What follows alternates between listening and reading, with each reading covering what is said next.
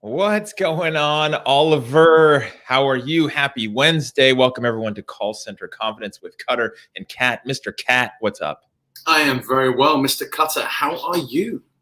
I am great. I'm excited. Every week we are getting somewhat better at what we're doing on our side. You're adding all kinds of cool stuff and cool features. If you're watching this live, welcome, because that means it's maybe on my YouTube channel, which we're going to be working on for us.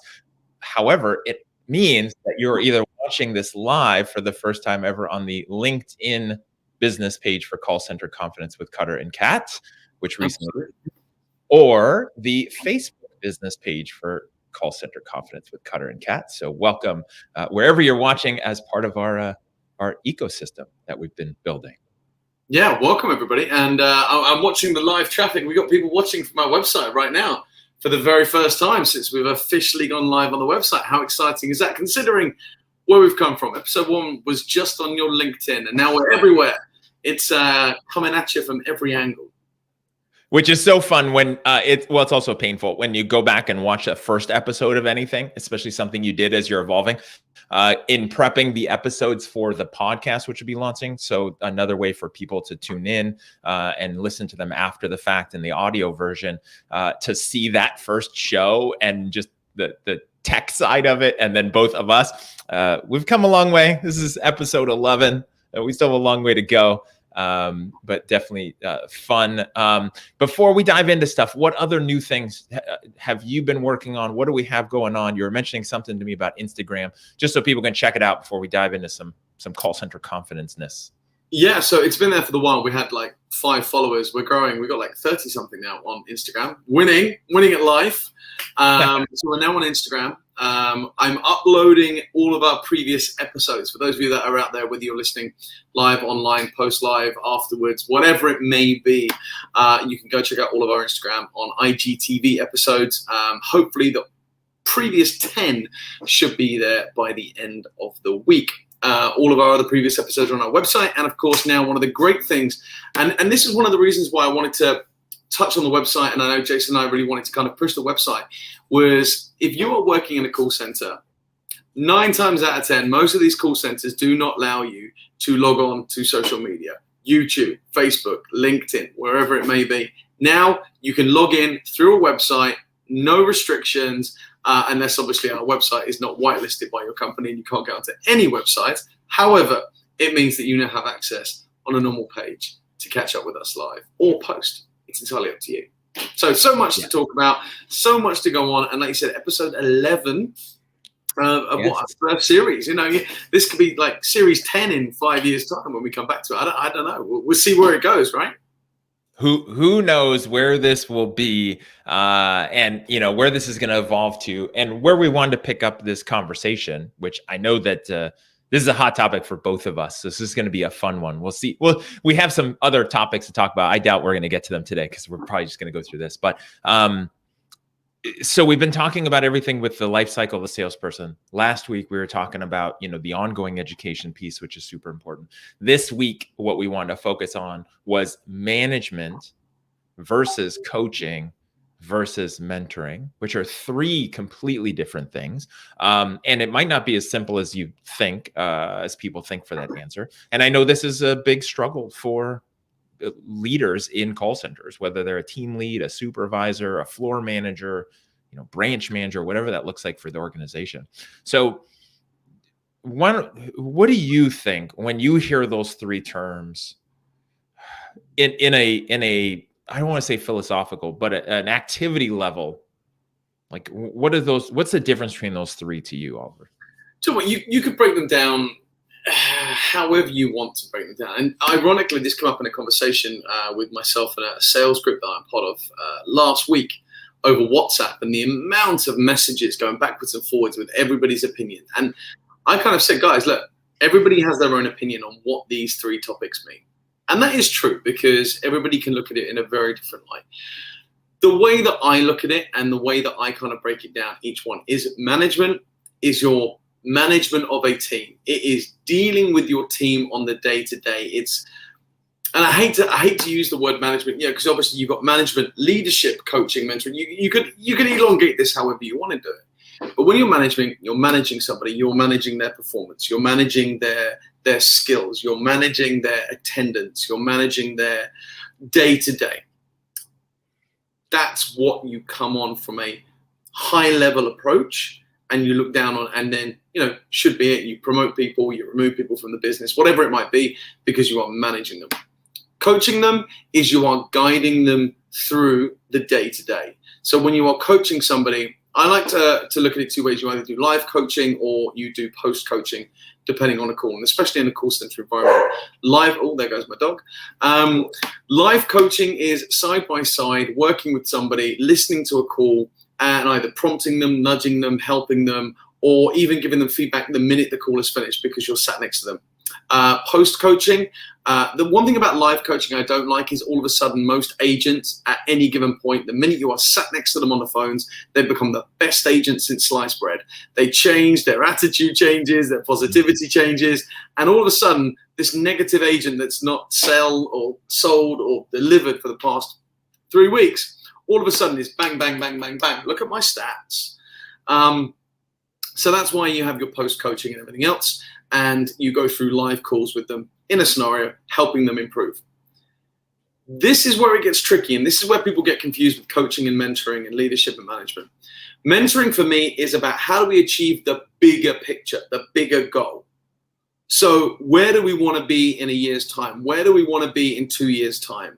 And we help them and we guide them and we give people outside guidance. It's not usually a manager, it's not usually a coach that does this. However, it's not unknown that coaches and managers do this as well as their other jobs.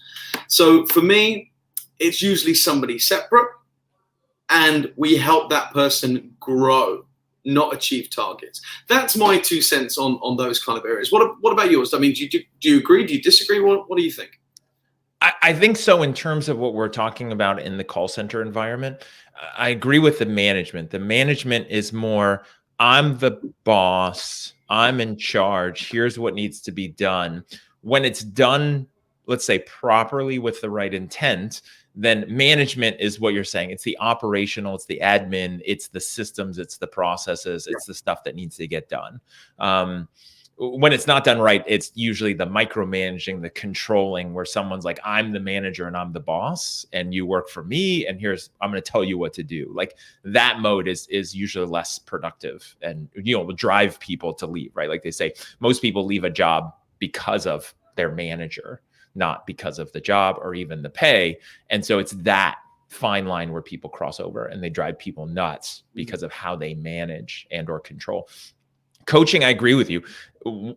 Outside of the world of call center management and sales management and leadership, coaching in normal terms, right? Like if I was coaching you individually, like outside of this environment, then coaching is about you already have all the answers in your inside of you, and I've just got to draw those out, right? Like when you're talking about like I'm going to hire a life coach or a business coach, then that coach, they don't have all the answers. They just have lots of questions and they make me think. And then I've got to come up with my own answers. And then I take steps, right? They hold me accountable.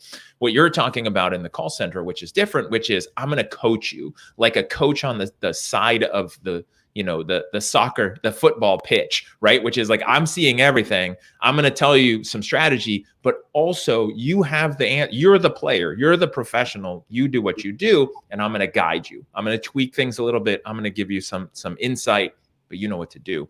For me, then there's mentoring, which outside of the organization and even inside is I have the answers. I'm going to tell you the answers. Right? If I'm mentoring somebody, it's because I know where they need to go. I've been to the top of the mountain and I know how to get there and I'm going to guide them, right? That's what we're talking about. And what you reference is a mentor, usually outside of an organization, being that person who's going to help everyone raise their game, right? Where let's say the floor manager was just promoted to floor manager and they've never been a floor manager before. So this is a new realm, right? And they're kind of hitting the max of what they know in their experience, which is normal for everyone, right? And whatever you have in your life is a result of what you know and what you've done, right? So if you want to get to a new level, you have to get some help and break through the limits and experience that you have. And so I think that mentor is important. And then there's leadership, right? And leaders are about somebody, and that could be any of these categories, where somebody is setting the tone, has the vision, knows where that group or the organization or the individual where they want to go, and then they're pulling people along with them. And so I think, sometimes the definitions and the words, but I love what you said. So there's management of the task, there's coaching of the individual that's in the moment, in the game, and then there's mentoring of like, how do we get to this next step? How do we get to this next level? Yeah. And that's, that's the way to sum it up. I mean, I remember going through when I was first in call centers, we had in-house trainers, we had external trainers, we had external educational trainers that came in to give people kind of qualifications and things like that. And in a sense, those people, I mean, back in the day, it was called MVQs for us. It was additional training. I think now it's called apprenticeships in the UK. And they kind of felt like mentors to an extent, because they were outside and they wanted us to achieve our potential and kind of get to the next level and get to the next stop. And we offered that out to all of our teams. So, there are ways to do this. And the thing is, as a call center, you need to remember, you don't need to provide all aspects of this. A mentor might be somebody that somebody wants to get outside of the business to achieve something else. It might not be to how do they achieve their sales, because a mentor from outside the business is not going to help them achieve sales. It may help them achieve the mental state in order to go out there and make money. And the way we do that is by achieving sales, by working with your coach. So there's ways of interlinking everything out there. And I'm looking forward to breaking each one of these down and going through every single one of them. But like I said, I know it's a very big topic within call centers about how do you differentiate between the two. And is it important to differentiate? Do we need mentors in businesses? That's a very big open discussion. Just addressing some of the comments. Good evening, Rich. How you doing? Sunny Worcestershire over there. And Tricia is just coming as your comments come up on the screen. Yeah. And just a reminder, we've got a live link up there, Luma or lu.ma/call center confidence to get your real-time reminders for when we go live each week. So breaking it down, I mean, what do you think of a mentorship program, Jason? Do companies need to provide mentorship within call centers? Should it be something you seek outside of your work environment? Is it something that should be available to somebody? Or is it something that anybody in the business can go and speak to their managers about having a mentor? What do you think about that? Yes. That's going to be the short answer to all of that. So yes, the answer is yes to all of that. Almost got you to spit your water out your nose. So yes, I think the answer to that is just a yes across the board. As you're listing off options, I'm like, yes, yes, yes. So I think what works really well in organizations of any size, right? We're not just talking like they have 500 agents in a building, for any size, which is an internal official mentor program and mentee program, which is somebody who has achieved a certain level.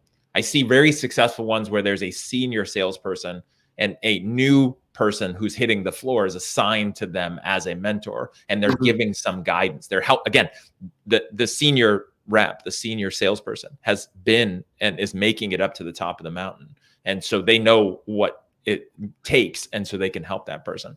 When you're talking about leaders, right? So somebody gets promoted to floor manager. Well, who could mentor them internally and help them?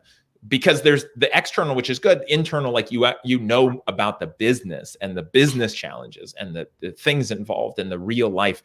I mean, as an outside mentor and coach like you and I, it takes a bit to understand the internal politics, the people, the organization, the structure, the resources. And so you can talk some generals, but it takes a while to understand specifics. So I think internal is important. External is equally important because, again, an organization is where it's at because of what it knows based on what it's been doing and who it has on the team. If you want to be successful, you want to change, you want to grow, you want to do anything different, you have to find somebody who's got a different perspective.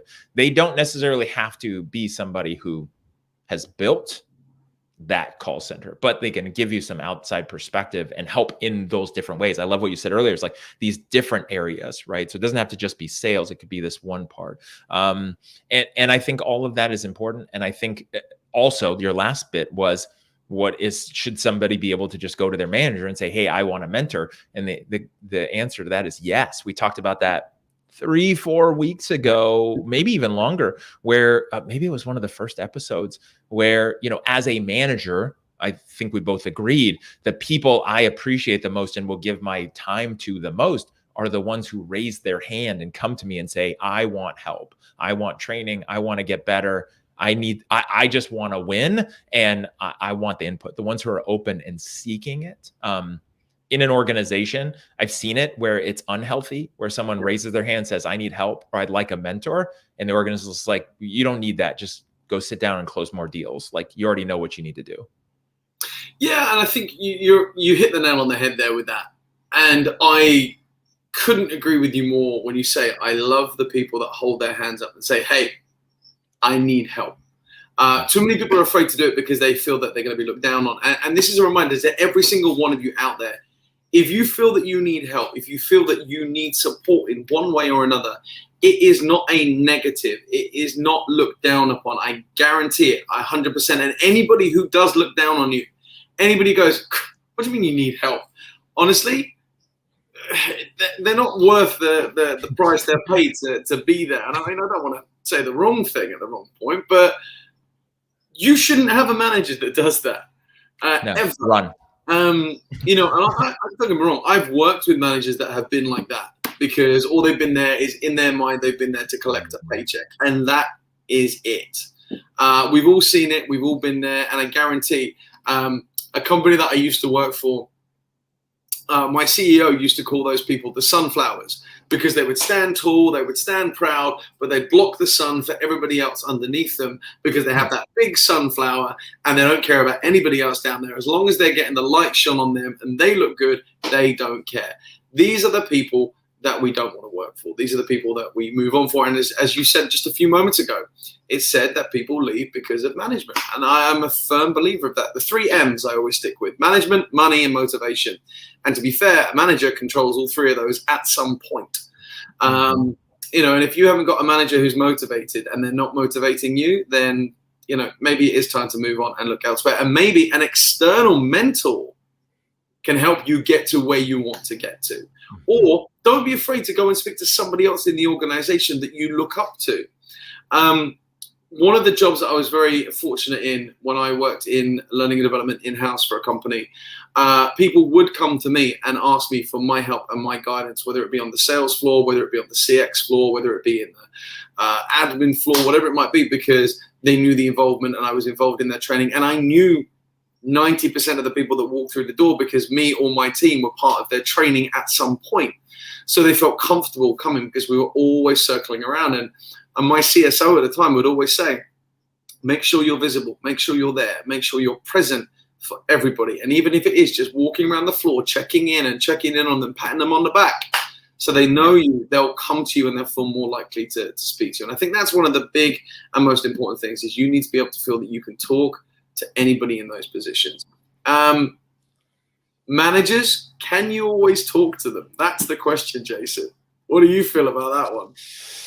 It depends. So I think that one can be a tough one because it depends on what somebody sees as their role and their duty in that position, right? If they see themselves as a manager and they don't understand, either they haven't been empowered to be a leader, a coach, a mentor, or they don't feel like they are, or they haven't connected with that. Because sometimes it's the organization is just putting them in the management box and doesn't help them feel empowered. Some of it is they just haven't gotten there themselves professionally. Then it can be really tough. It can be really tough to go to that manager, which, like I mentioned, could tell you, be like, you don't need more help. Like, what's the problem? Just go back and close more deals. Like, and where you feel like you could be in trouble or get put on the bad list mentally or physically if you raise your hand too many times or you're asking for help. I've seen those managers. So obviously that's not who you want, but sometimes it's just a function of it, right? It's not even anything terrible. It just happens. I think the biggest thing, and this is where I want to talk about this because I think this is what I see a lot of, is if we look at the different layers within a company of someone in a leadership role, again, could be a team lead who still actively has a quota and has to close deals and is on the phone closing deals, and then has some people there directly supporting in between calls, to floor supervisor, to shift manager, to branch manager, to office manager, like whatever that structure is I think there's different roles and responsibilities for each one, which is where it gets confusing, and who should be doing what, especially based on the definition you gave. Based on that, what do you think or see as where the responsibility changes up, let's say up the chain in leadership? Right. Okay. So kind of working the way up, and as we go through it, and I think we've both said this over the coming or previous weeks that we've talked about it, is, managers need to know the product and the position inside out, in order to have those conversations. Because I think it's important that you should know what the person below you is capable of doing. And I think you even alluded to it last week, is that allows you to, not allow them to pull the wool over your eyes and kind of hold those blind spots. And I think that's a great point. And I know we're both big fans of that.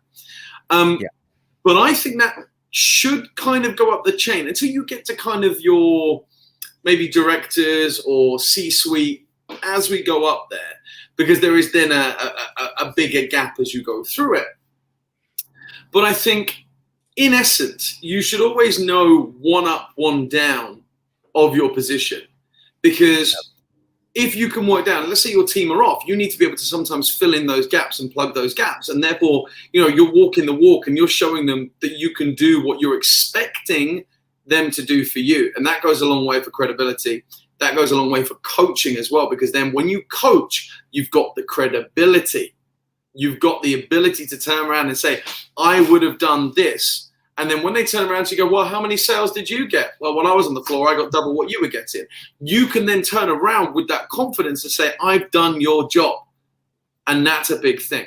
And when I talk about one up, one down, the same way, the reason why you want to know one up is because you are planning for your career. You're planning for your next move. So when your boss goes on vacation, when they go on holiday, when they go on a break, you go, I'll step in and fill that for you. And again, then that gives them the credibility that you know what they do.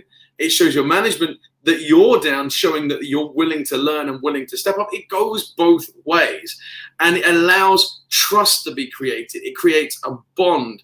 And both ways, you're setting expectations and people will be able to come to you.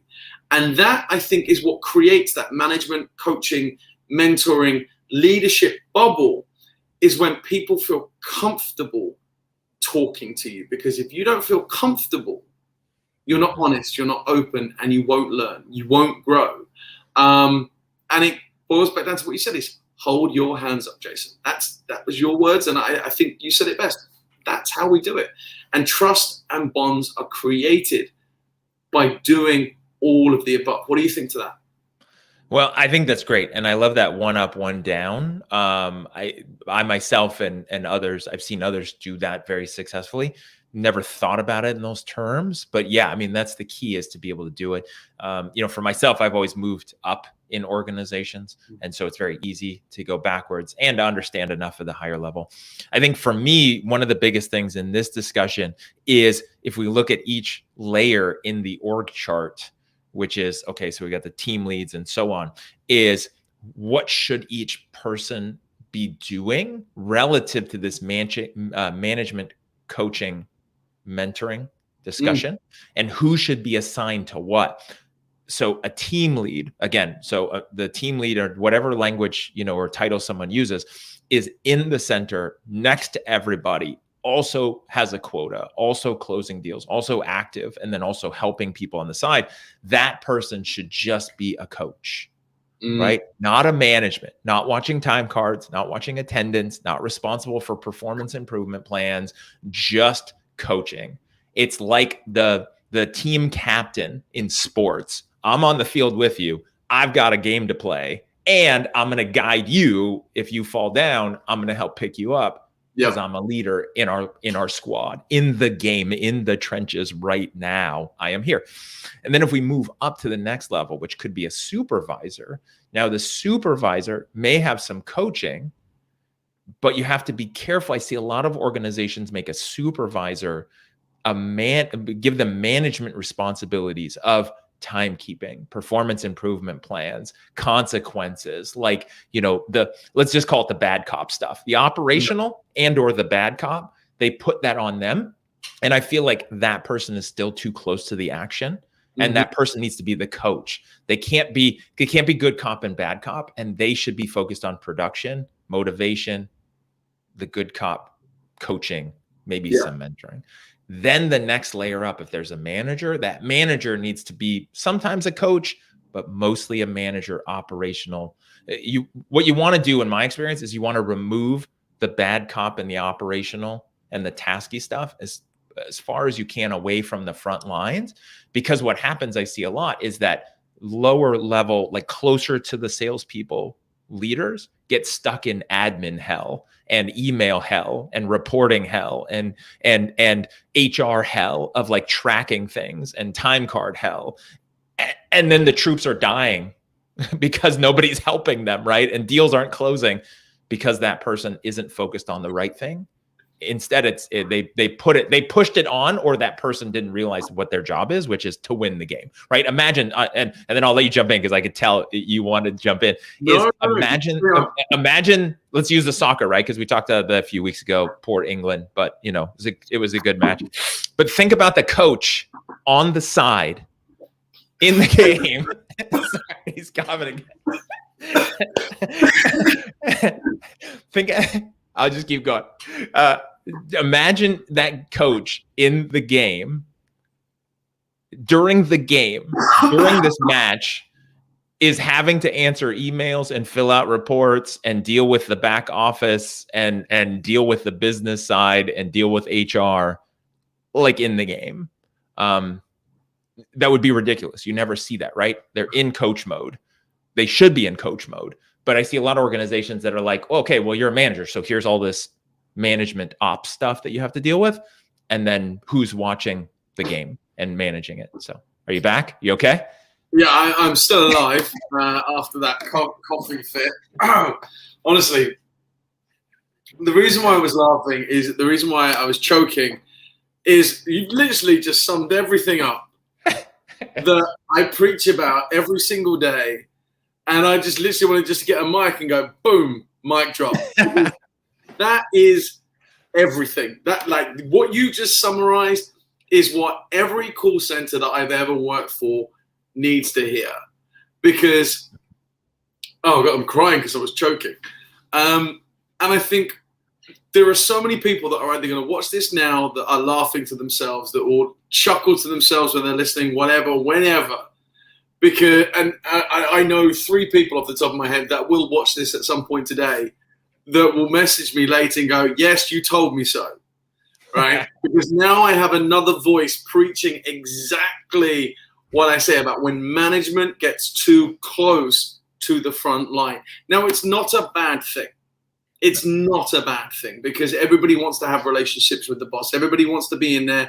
And don't get me wrong, you should be walking around as a manager, knowing your team, saying, hey, good morning, how are you? Knowing a little bit about their personal lives because that works. But when it comes to the day-to-day management, that structure that you just dropped is what every single call center I've ever worked for needs to adopt. Because they don't. And the thing is, unfortunately, it's not anything that anybody does wrong. It's not anything that anybody aims to do. It just happens because that's the way that business runs. Like, I've worked for some 24-hour call centers that are literally around the clock. So, your supervisors at that level where they should be kind of the managing / kind of supporting / helping do get stuck in the reeds through coaching, support, and the level down. Because there's not the manpower and there's not the staff there. You take that into a BPO world, it's even worse because there's no money there. Because everybody is about bums on seats and paying for the headcount that you need. So that's why it's never done intentionally.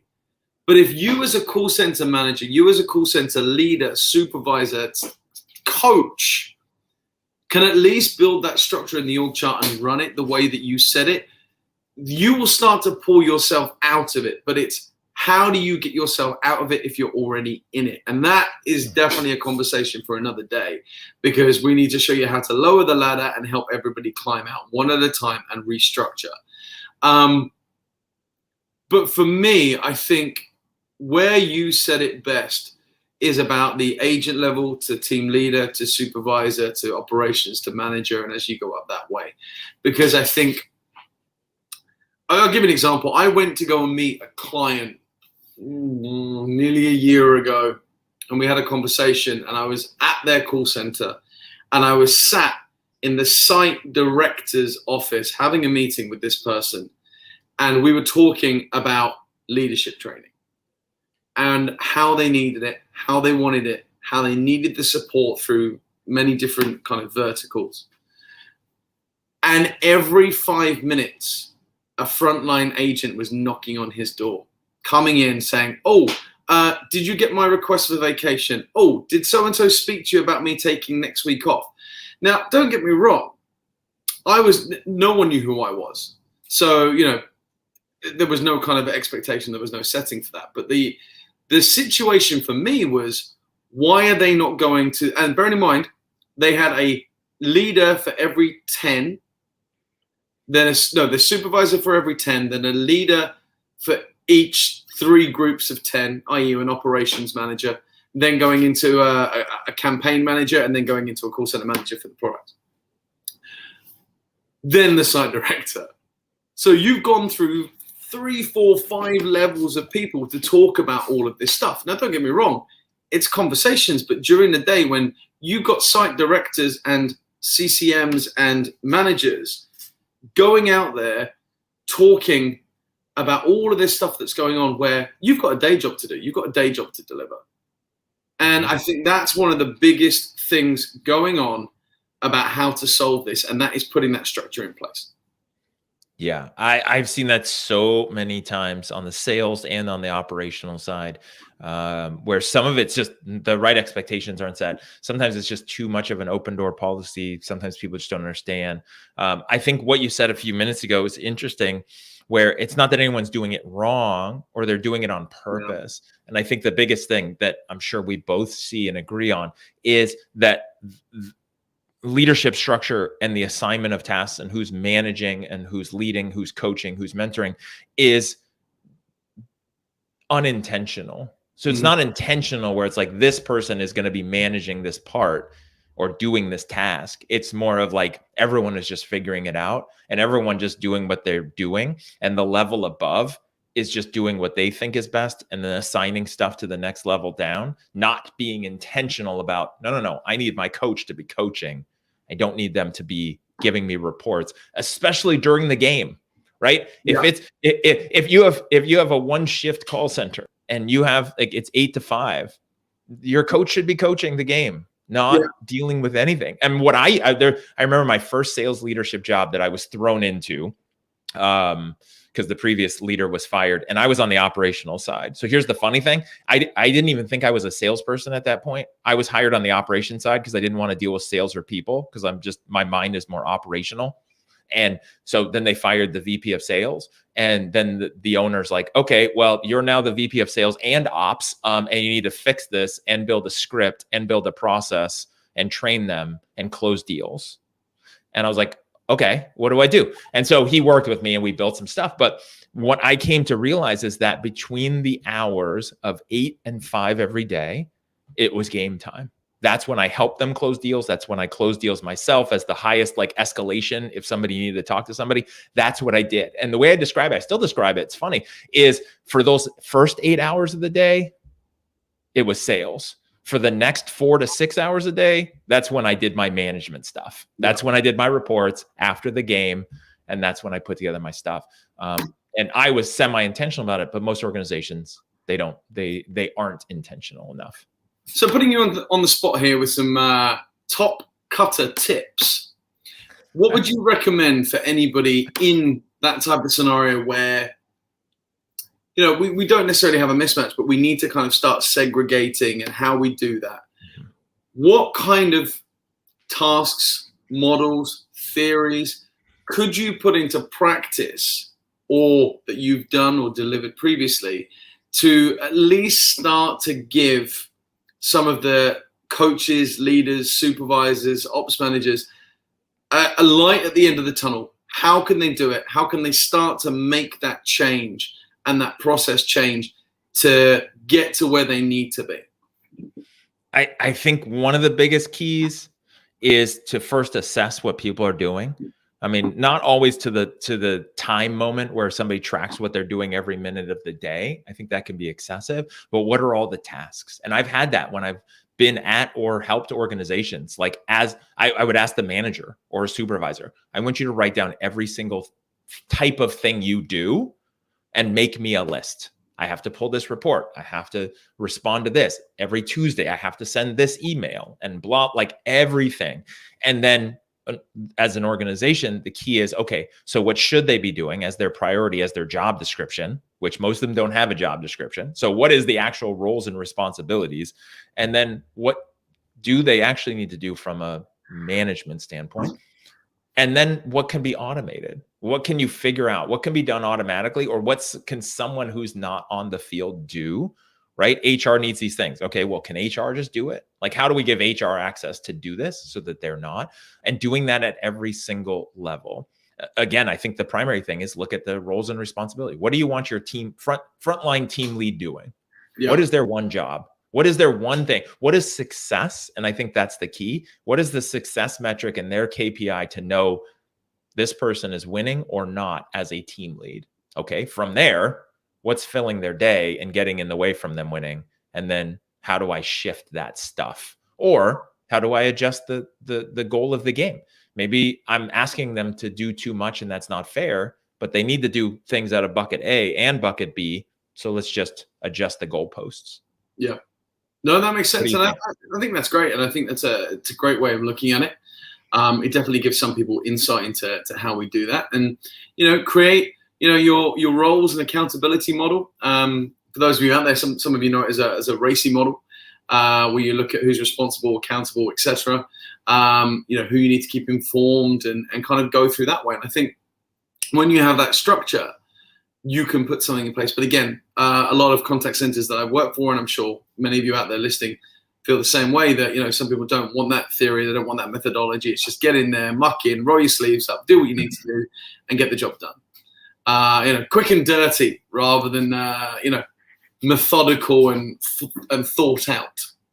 Well, and that's where the unintentional versus the intentional, right? Because going back to stuff we've talked about this whole time, off and on for these 11 weeks, is the trend that always persists in sales and pretty much every department, which is, you're good at this, I'm going to promote you, or I need somebody, so I'm going to promote you. Sometimes it's not even just because you're the best. It's like, we're desperate, and so we're going to make this decision and promote you. And so that person's just doing the best they can, but that person's replacing somebody else who got moved up and isn't provided enough support and is doing the best they can, right? Yeah. And so it's not, again, it's not intentional. Very few organizations I see are intentionally just trying to make it difficult on everyone and screw everything up. Yeah, it's I never see that. The truth is that it's unintentional. They just don't. They're not being intentional about the game.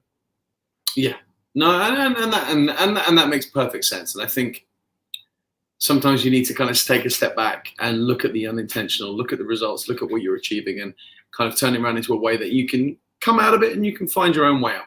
So, well, and real quick, and this is a self-promotional plug for us and people like us, this is really the value. I mean, you're smiling, and I again, I'm saying this, whether it's us or anybody else, and you and I are both professional consultative salespeople. So if someone were to approach us and it's not a good fit, we would tell them. And it's really about helping everybody in general. But here's the thing, and this is the honest truth, is that when you have somebody outside the organization come in and assess things, which is why, I know we both do gap analysis and assessments and kind of look at it before diving in, having that outside party look at it will have that unbiased feeling versus people who are too close to it. And so if you're struggling, if you're watching this or listening to this, and again, whether it's us or it's anybody else, the key is to just get an outside perspective. right? It's like buying a home and having an inspector inspect the house so you know what you're getting into and what might be wrong with the house, right? Like, unless you're a professional contractor, you pay somebody else to do it, to tell you what's wrong and or what's right. And I think that's a lot of organizations just keep unintentional and then they stay in that loop. So there's the semi plug for us. So what were you going to ask? No, I like it, and it's always beneficial.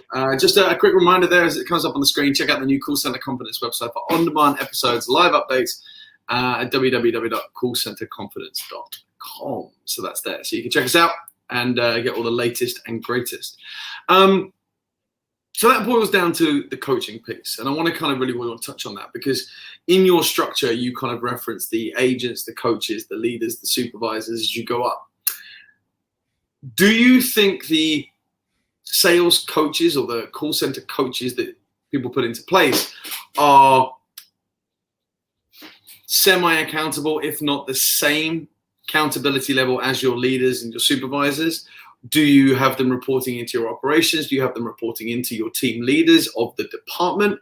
Or would you have them reporting into the call center management? How would you want that? How would you structure something like that? Because there's a lot of companies out there that employ sales coaches now.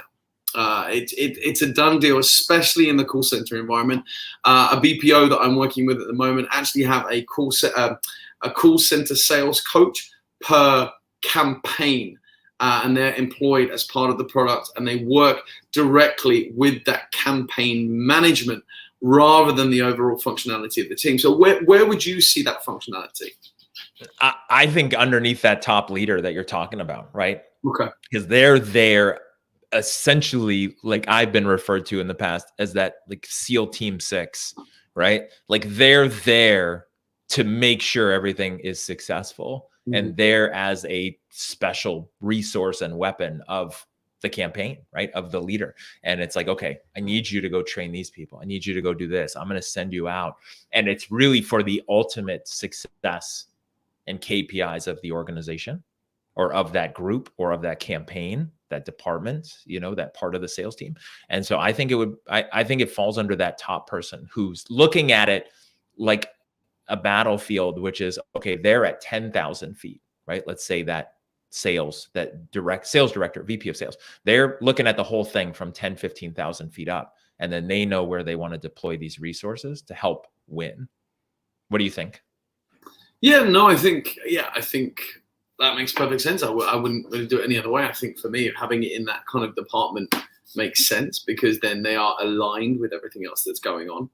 And I think the alignment is key because you don't want people singing a completely different message or getting lost. How do you track and how do you manage a sales coach? That's a big piece because, do you hold them accountable the same as your team leaders who are doing your management, who may be doing your mentoring?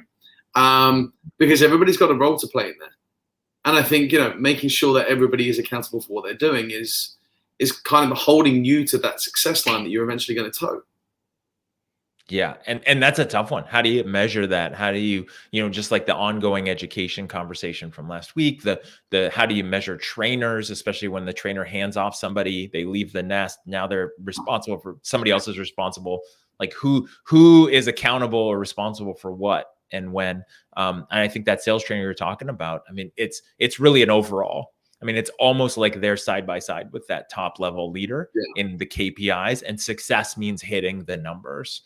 Right. And they just do it. And again, it's going to be hard to track unless they're doing individual coaching, unless that trainer coach is assigned to people. It's like, okay, you need to lift up these 20 reps across, all the teams. You're assigned to these and you need to get them better. Right. And then that's more like a personal trainer, which is you need to get them stronger, better, faster. And you're measured on that. Somebody like a personal trainer that I definitely do not go to. Just prefer to have beer and lots of food That's awesome. No, exactly. So, all right. Okay. So let's, we've really touched on the management, the coaching, the mentoring piece. Again, we could talk about this for hours. Guys, please put your questions in there if you've got any questions in regards to what we're talking about, because these three key topics are something that we are definitely going to keep coming back to and keep circling back to, because people keep asking about these 3 areas specifically, and understanding the difference. So when it comes to those types of 3 roles, obviously they still need to maintain a healthy level of fun competition, regardless of the management, the leadership, the mentoring, and the coaching. That's something that every call center needs to drive. It's something that every office needs to drive to keep that, as we go back to it, motivation up. What do you think is important when it comes on to something like this, and making sure that call centers provide this type of environment to their call center teams? How do we stay on top of it? How do we make sure it's adequate, it's enough, and we're not just doing it for a checkbox exercise? Oh, that's such a loaded question, or such a full question and answer. I'm going to keep talking, just give you time to. I think one of the biggest things, obviously, and this would be no surprise that I'll say this, is that it's got to be authentic to the company, to the culture of the company, and to the culture of the sales team. I see a lot of times where somebody's trying to do something that's fun, provide healthy competition, but they're just pulling ideas, and it's not like they basically, it's almost like they bought a catalog of ideas, rainy day activities, and then they're just doing these things, but it doesn't fit, right? It's not natural. They don't enjoy it. Right. I've seen that fail many times. I'll speak for myself. I'm not always fun when it comes to management and leadership. I'm weird. I think people should just work, especially when they have a compensation plan that pays them more. And so I'm not motivated by games. So it's hard for me to be the fun, game leader in the competition, because just do it. That's what you're getting paid for. And that's where you can make more money. Just do it more. So I usually assign someone. It's funny, super funny side note. And this goes into kind of your answer, is like question, how do you do that? Is what I learned early on in that first sales leadership role is I was not fun. I'm an operational dude. I think it's true. I admit it. Anybody watching this now or the replay, they'll be like, yeah, he's not very fun. I'm not the one playing games. I'm love chatting with everyone. I love supporting. I love ringing the bell. I want to celebrate what they're doing, but organizing games is not my thing. What I learned, I had this one guy who was kind of the team lead. He stepped up as the team lead in that very first sales organization I was at. And so what I did was I got a budget from the CEO, and then I made Ben the cruise director. That's what I called him, because he was always organizing after work activities, in work events, wanting to order pizza, wanting to do bowling nights. And me as a manager, I didn't want to socialize. I didn't want to go out and then break that barrier of good cop, bad cop. But I would literally just be like, Ben, motivate the team, have fun. You're the official cruise director. And in every organization I've been a part of, I always find that person. I say, you are fun. Here's some money. Here's the metrics. Go. And you're laughing, but it's true. That's you're fun. I'm not. Cash, go. That's it. Yeah. But that's me being authentic, right? And I'll run games and I'll do some stuff, but I just know what the team may want and who could provide it better. And myself, I'm usually more on the operational management side, right? On the management leadership, instead of right there with them. So I think that's one of the keys. I think you also have to be careful, and I want to know your input, is when you do healthy, fun competitions and teams, it can be really hard sometimes to structure something where everyone has a chance to win, because generally there's the top reps in any sales group and organization that will just always dominate. And then everyone else just gives up or is actually demotivated because they just always lose, right? Look at sports. There's teams that are always winning and everyone else is just like, here we go again. Like baseball, the Yankees are going to win again. Why do we even try? Italy in the European Cup, for example. Exactly, right? And so you've got to structure it in such a way, and sports teams try to do that with caps, salary caps, and all these things, because they're trying to level the playing field. So what about you? Since I'm the not fun one, and you're obviously the fun one, what do you think? I'll be your cruise director. There we go. Sounds good. So Rich loves the cruise director. Rich agrees it. Yeah, I love that. I think it's great because it's fun, it's entertaining. They got a title. They'll feel special about it. I really like that idea, especially if you don't have time to do it because you've got a million other things on your plate. and you can appoint somebody who's going to deliver it. The only thing on my side that I've witnessed before where somebody has been appointed to be the entertainment cruise director, officer, whatever it might be, is it goes a little bit ski whiff, and then they focus more on that than they do on everything else. And you see them at their desk cutting out cutouts of a board game that they're going to end up doing for the next 3 days just to avoid doing any work. And then I'm going to create loads of stuff. Cat for cruise director. Thanks, Rich. There we go. Yeah, brilliant. Look, in my mind, there are so many ways. Yes, it has to be authentic. Yes, it has to be genuine. Yes, you have to deliver. And yes, it is annoying when the same people win time and time and time again. So for me, it's always about setting the right incentives or the right competitions for the right people. So you know what? You're always going to have your top performer. I think in a sales role, and you say you don't do it because you're not a fan of it, you don't like it, 100% incentives go a long way, period. Games, money, prizes, gifts. It's a sales environment. It drives people. It's giving extra, even though people can sit back and, well, they're getting commissioned for doing their job. No, it's a bit of fun. It's something else, and it helps. Prize tables, visuals. I worked for a company a couple of years ago that threw money at the sales team, and I was like, wow. Like, we were giving away, I think 1 month we were giving away 10 50-inch TVs per site to give away, right? Because they really wanted to drive sales and for me, that company was incredible. The way they threw money at stuff. I worked for another company back in London that would take every quarter they would do a big event, and they had all of the different channels. You had inbound, you had outbound, you had field sales, you had indirect, outside sales, and they would incentivize the top 3 people from each of those different teams would get to go on a big event. And I went on one of them, and it was a UK team. We went to Marbella in Spain, where you've got all your guys driving your Ferraris and all that kind of stuff out there. We went to Spain for 4 days, and we had, don't get me wrong, we did some sales meetings while we were out there, but that was for a couple of hours each day where we could get everyone together. And then it was eat, drink, go out, events that were done for us. They were took to special events out there. They provided tickets to Formula One. They provided tickets to Wimbledon. These are the big ticket items. And that is what really drives everything home. But I know I've gone on a little bit there. You don't want to give it to the same people all the time. And the reason why I talk about this is you've got to find mediums or happy mediums that work for everybody. So for me, it would be something like most improved. You look at your most improved agents that have gone from X to Y. You look at, for example, LMS. LMS is a topic that you and I talk about many, many, many times. How many hours has somebody spent in the LMS, yet also delivered their sales training? So you adding metrics together. So they're delivering sales, but they're continuously learning at the same time, which is why it boils back to a few episodes ago, why it's important to track your LMS metrics. All of these different things, it's not just about top performer. It's not just about most revenue, because 9 times out of 10, it's going to be the same person month in, month out that walks away with, oh, look at that. I've just won my 3rd TV this month. I've had that. I've had that where it's like, 3rd month in a row, someone's like, I don't need another TV. Yeah, I actually bought one from one of the top performers.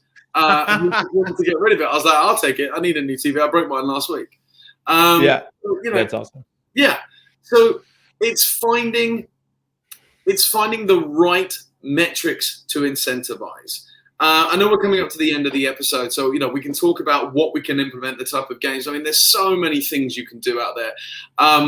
One of the most funnest things, and just to kind of end this piece on, that I've ever witnessed, it was in a sales organization that I worked for, and they bought in each location, because it was multi-site, inflatable money grabber machines. Yep. And you pump the fan in, it's a big box, you get in there and it's kind of grab the cash, right? And it was like, when you got 3 sales in a row, you got to go in the money grabber, and then depending on the amount of cash you grabbed in the money grabber, then correlated to a prize, whether it be, a bottle of shampoo all the way up to, a day out on a quad bike. It was all of those different kind of fun things. And that's what makes it great. But like that, we can talk about this for a long time. I think it's something we definitely need to pick up. Before we wrap up, though, on this topic, is there anything you want to add to kind of that remit, Jason? So I don't forget for next time, I think one of the best things that I have done to equal the playing field, because you have the top, you have the middle, you have the bottom, that you don't want the top to win all the time, is one part is to always do the fun and competition around above the metrics, right? So the quota or the line is here. We don't want to pay people to do what they're already being paid to do. Right? Not just the comp plan, right? There's a comp plan above, but every organization, for a minimum to keep your job, has some minimum level of performance. If not careful, I see a lot of sales managers and frontline people know that they're losing the game, and they want to essentially bribe people to do what they're supposed to already be doing as a minimum. I'm not talking about that. You always want to be able to do it above. And what you want to do is have reporting tied to it so that you can say, we did this competition, we got this many more sales for a Tuesday than we normally did. It worked or it didn't, right? Like that, you have to show these metrics, and you're not just playing around. Like, you have to be clear on this. I think one of the best things that I've always done is based on how somebody does. If the goal is, let's say, 2 sales a day, you do 3 sales, you do 4, you do 5, whatever it is that gets you a raffle ticket or an entry into a drawing, which then means anyone can win. Now, if you're amazing and you do 8 sales in a day, now maybe you've got yourself 5 tickets and somebody else got themselves 1 ticket. You're more likely to win, but anybody can win. And that just levels the chances. And, it just takes one, right? Like, that's it. Just takes one. Absolutely. I cannot agree with you more there, because when you get this person, if it is going on a tally chart, somebody by 3 days later might turn around and go, Jason's already won that, so what's the point of me even trying? So, yeah, agree. I mean, look at what Rich's comment just come in there. Balance between performance, quality, and compliance metrics, perhaps split into the level with gamification to ensure access and fair for all. They did a big one for Virgin in Manila, and it went down the storm. Need to be careful planning to hit the mark and get results. Golden tickets work well over a period of time. There you go. Look, you heard it from everyone. But I think that's definitely a topic we will need to pick up on. And I think, just to address a point you touched on there, was making sure that you are actually getting the result you want from the incentive. That's a key point that I will recommend for everybody to take away from that. It's not just about the games. It's about measuring something out of this. Yes, that's it. But look, this has been a great one today, Jason. Look, you've dropped like mics, bang, all day long today. A pleasure as always. And just remember, for everybody watching now or post live, there is no call to action. We are doing this to help every single one of you. Yes, we may ramble on about something that we're passionate about, but that's why it doesn't cost you anything. There is no incentive to buy anything from us. All you need to do is follow our company page or sign up for live reminders on one of the links that are in there, which you can drop into lu.ma/call center confidence, and you'll get weekly reminders every time we go live. Or you can join us live on our website, which is callcenterconfidence.com. As always, co-host Mr. Jason Cutter, thank you very much. It has been an absolute diamond working with you today, as always. It is every week. And we'll be back next week for more, won't we? That's it. Love it. It was a blast. We'll see everyone next week. Thanks for tuning in, everyone.